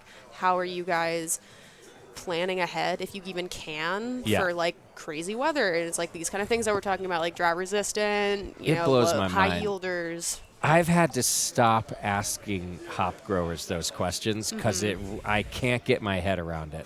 They answer all the time. They're like, well, we try this and we try that. And I'm like, but you're planning a decade ahead. It's 10 years to bring 586 or similar to the market. It blows my mind. Yes. Like, when I was like, oh my gosh, Yeah. like you guys were thinking, and we were like sitting there and we toured, one of the craziest parts was like touring their like little nursery where they're like doing all their experimental stuff. I'm like, I'm not going to see this for like 15 years. Yeah, like, exactly. It's crazy. You're like, I hope I'm still brewing when Like, this comes yeah, out. it's like, if not, I'll drink it, whatever. Absolutely. They're like Yellowstone families, from the series, right? Like Yes. 100-plus-year-old farms and multi-generational, and so. Oh, yeah. No, there really is. They've got long-term thinking. Oh, for sure. Just a shout out, they're not a sponsor or anything, but Bale Breaker out there, which was just a generational hop farm, and the latest generation was like, well, why don't we also open a brewery on the hop farm? We're selling these hops anyway. Let's brew with them. Let's do that. They've since become a popular and award-winning brewery. But their whole point was to have an R&D lab like you, Chris. They have a brewery at White Labs that sells beer. Oh, I've been. Yeah, so you know what I mean. So like R&D, why don't we do it? And it took you a little bit to do that too, right? You didn't start that way. We always did R&D, but Yeah. you'd look back and you were like, when did we do the last batch, right? So I thought, the best way to do R&D is to sell the beer, see if people like it, and then we got to make another one. Yeah. So now it's 13 years. So we like to say we're 13 going on 30. Yes. Yep. 30th anniversary for you guys this year. And, man, we've learned a lot, and we're still trying to get better at it in not only how we brew our beers, but how we communicate what we brewed. Sure. Because if we make a beer and we use some new techniques or a new yeast strain, and then it's just people coming to the tap room, well, the rest of the world won't know that of brewers. Yeah. So now every collaboration, we try to do a lot of communication about, the specs, the sensory, things like that, and also share yeast handling techniques. But for a long time, it was just so experimental, it would be small and would go out. But now it's a 20-barrel system in San Diego, a 30-barrel system in Asheville. Yeah. So we can make a fair amount of beer. And you can keep doing it. And I think We that's just what Bale Breaker have them in did. our tap rooms, yeah. Yeah. So it's R&D with a sales mind. So actually, one more thing about that is it was so experimental, I realized that 99% of people coming into our tap rooms, which are restaurant things, brew pubs or whatever, now that food came in a few years ago to San Diego, we had to also make stuff that was not super experimental. Like brewers would, when I first opened San Diego's brewery tap room, all 34 handles were the same beer with different yeast strains. Right. I realized people found that a little weird, and then I went to same beer with 4 different yeast strains, 4 different fermenters. Same beer, 4 different fermenters. And that got a little exhausting. So then I went down to 2. And what that did was 1 beer into 2 fermenters, got the experimental message. Everybody could try it. Brewers still have an experience to try. But now there's more styles. Sure. IPAs to Belgians, Saisons, hazy, porters, stouts, whatever. And with the experimental message. So that's just an example of how we keep learning in this industry and finding an R&D path. Of course, That still is welcoming to the public. Sure. Okay. Now, speaking of R&D, we have another beer in our glass, but this is like your flagship IPA. Yes. The reason I'm making the R&D segue is that I've been drinking this IPA for several years now, and it's better than it's ever been. So I think some changes happened, but so we're drinking Refuge, right? Yep. American IPA. I think this is like Jonathan's original beer, like Yep. when he was a home brewer. I was going to say this is a garage beer for sure. Okay. Garage beer for sure. And Jonathan's not here, so I can say whatever I want. We still get paid by Jonathan. I know, yeah, that's I'm fair. just kidding. I mean, in the early days, it still tasted like a garage beer. And I don't mean that it wasn't cleanly fermented. I don't mean anything like that. But it was kind of like a throw the kitchen sink at the recipe, is in my opinion. Without having seen the recipe, it just was kind of a pretty old-school IPA with a bit of everything. I think that's a really good way of putting it. Okay, Like a yeah. kitchen sink omelet. Like that's, yes. If you saw these brew sheets, like I went back earlier today because me and Sam had talked about what are we going to talk about? And I went back a couple, 5 years before I was working here. Yeah. And I was like, holy crap, what the hell is this? Right. What are these hops? Different hops, different yeast strains. Yeah. Oh, really? Yeah. Oh, my absolutely, goodness. And I think, by the way, a fair amount of crystal malt. Yeah. Probably more than you guys use now, if I had to guess. So your team now, and how long has Brad, the head of operations, been here? A year and a half, probably. Yeah, year and a About half. a year Maybe and a a half. little bit over that. And I know he comes from a super West Coast background, Firestone background, so I'm sure that he did some tweaking, like reducing crystal, things like that. But to me, this now, I'm not going to say it's like a 100% new school IPA, which I wouldn't want it to be, right? It still needs to pay homage to where it came from. But it's like halfway from where it was and to new school. Does that make sense? Which means it's malty. It's got a little spice to it. There's a little crystal taste in there. I'm tasting new school hops, which is like hammers it home for me. It's now, I think, a really good IPA. Yeah, we've taken some of that like old school like recipe stuff and dialed it back a little bit. So we still have like the Snagwa malting Verde, which is a C20. Okay. And then we have honey malt, which is pretty unique for an IPA at least. You know? Yep. So that kind of makes like an old school-ish grain bill. Yeah.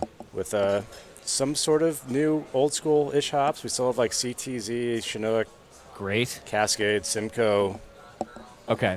So what's in the dry hop? Those also? Oh, yeah. No. All of those, yeah. Chinook, even though it's an old school hop, to me now has new school qualities. It definitely depends on where you're getting it from, too. Okay, so there you we go. get a lot of our, I think we get our Chinook, our Cascade from Billy Goat Hops. Yeah. Oh, right, okay. So, and it's like every time we like open up a bag, like El Dorado isn't in this beer, but it's like, I think, do we get them from? That's CLS. Ah, dang. Okay, I'm all kind of mixed up. But nonetheless, it depends on like where you get your hops from, right? Like I think like we are also going through, we just had a couple different like head brewers come through in the last couple years since I started here, and we had just like different hop contracts, completely unorganized. And I think Brad's done a really good job at like, okay, let's get rid of all this old stuff that we have in here. Let's really like get this like tightened up a little bit, and that has opened us up to be able to like experiment with like different hop farms. So like Billy Goat is the place that we get like most of our refuge-based hops from, and they're just fresh, and you can just tell by the beer and like how it comes off. Like it's just so much more expressive, I feel like, now than it was, because we're not using like Well, old hot side hops. we're using at least our 90-minute or 60-minute, we're using a CO2 hop extract, Okay. Simcoe. All right. Hop specific, and then we're Simcoe Cascade hot side. So,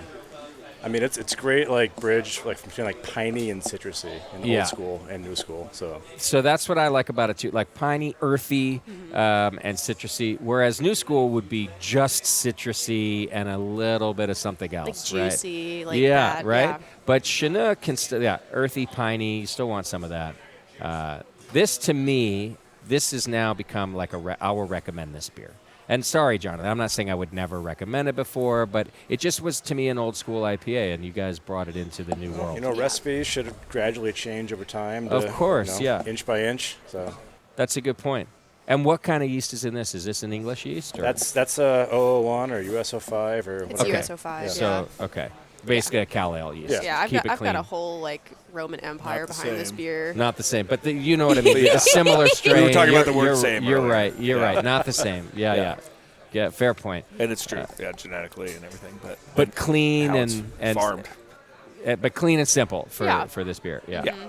Yeah, like back when I first started here, we were using like London 3 for this beer, which is bananas, and it was just very confused. I feel like, and I've been here. There's a lot of people that have come and gone, and every single person when we were brewing that beer was like, "Wow, just like it feels like a little wrong." It's like kind of like the vibe, and like it was like hazy, a little hazy. Wow. And it just like, were you there when it was Yeah, I saw it when it was SO4. Yeah. It was like kind of an English well, strain. okay. And then the day that I can't remember who talked, them into moving to SO4, but everyone's like, yes, oh my gosh, we can finally move on to a different strain.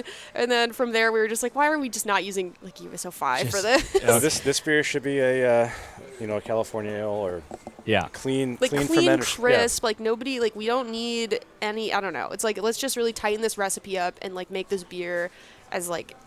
I don't know. It doesn't have to have so much extra like kitchen sink style stuff going on, right? So now I do wish Jonathan was here so I could ask him for you, why did you hang on so long? And I think I know the answer, right? Like, it's not just that there's a bit of nostalgia, but there is. But the nostalgia affects your palate. So, in other words, if Jonathan actually tasted it and was like, oh, yeah, no, this needs tons of changes, he would have done it.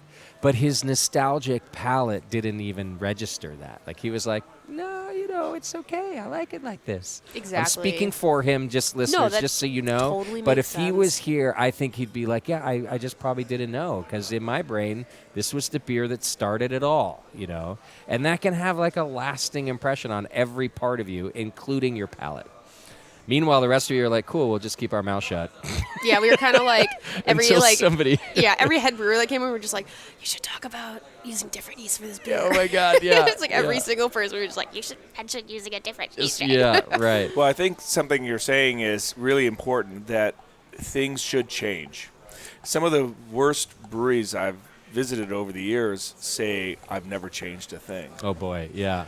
That sounds interesting, but it's actually not good. Yeah. The biggest breweries in the world, the biggest food companies in the world, they change, not just to get cheaper, that's how cynical some people might say, but they're trying to get better. Anheuser-Busch brewers would have a change thing almost every day on their work list.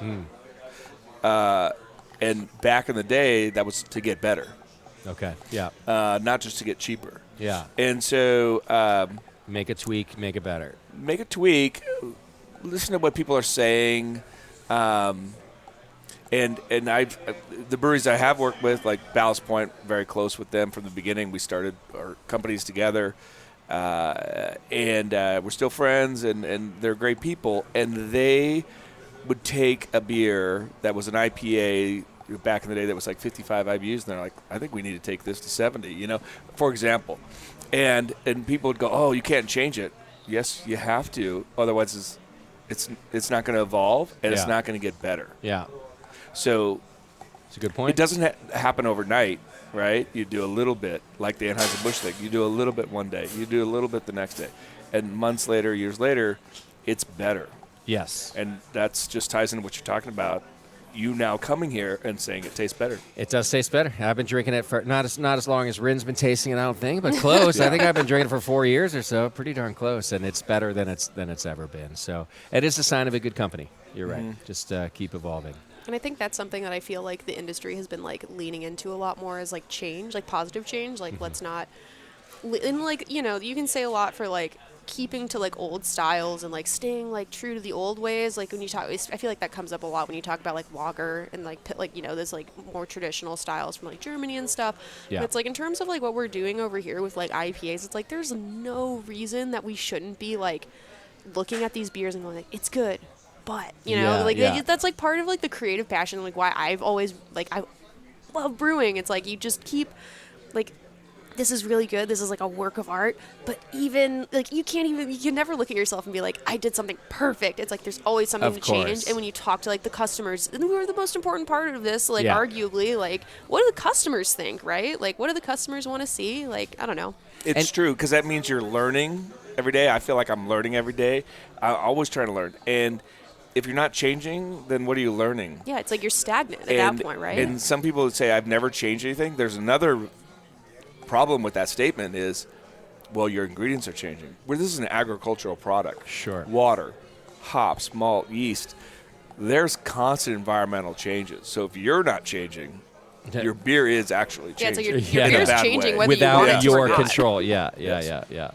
And even if you want to be somewhat of a traditionalist and stick to tradition, let's be honest. Our tradition here with American IPAs is nothing compared to, like, even the example you gave, the hundreds of year-old Pilsner tradition. Okay, there's a tradition. Definitely. Our 13-year-old Refuge, there's no tradition It's here. I'm not sorry. even comparable. It's like, Yeah. why not choose? You know, like in, say, Germany, we a lot of us make Oktoberfest beers, but Oktoberfest beers don't exist in Germany anymore. Yeah, right. It's just a high gravity Helles, Right, they which changed. has now become the terminology of fest beer, which is cool. Yeah. But like, we think some of these things are going on in Germany or tradition. Maybe Pilsner, yes, Yeah, but some of the other ones, no, yeah, yeah. and they've changed. Absolutely.